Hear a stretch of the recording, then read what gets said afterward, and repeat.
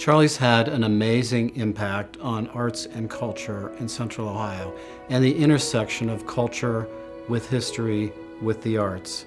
He's been a patient and intense advocate for very large-scale projects that take, actually, quite frankly, a lot of time to get done. Early in his career, Charley Moses played a pivotal role advocating for the renovation of the Ohio Statehouse. Years later, he returned to enrich the building's lower level by overseeing the creation of the Statehouse Museum, improving the overall visitor experience, and bringing the original Ohio constitutions to the Statehouse for public display.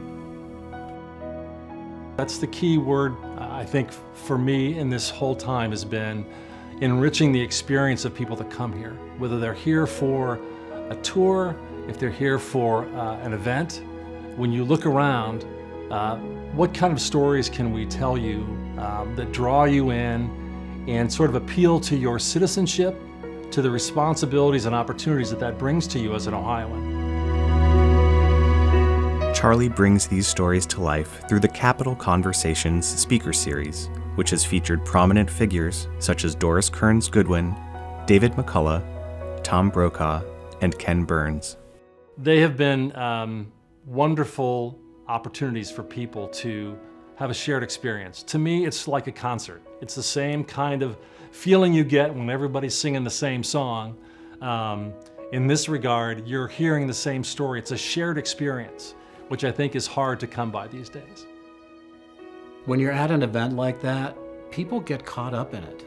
They're amazed, they're enamored with it, they're seeing real-life historical figures, they're telling stories about Ohio and about Ohio history. They are master storytellers, and that's what really history is. I mean, it's telling stories that just grab you because of its connection to America. It's the American experience. It's the Ohio experience. Charley's work goes on.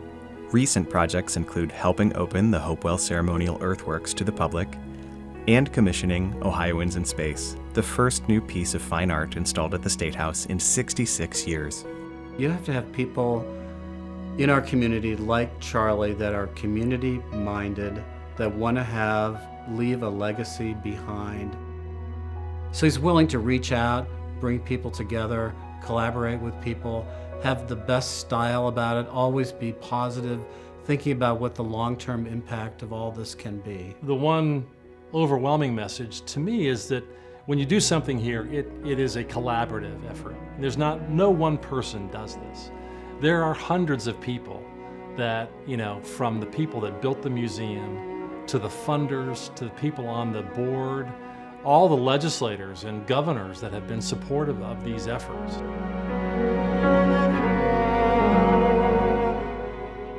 For Charley, it's all about fostering engagement.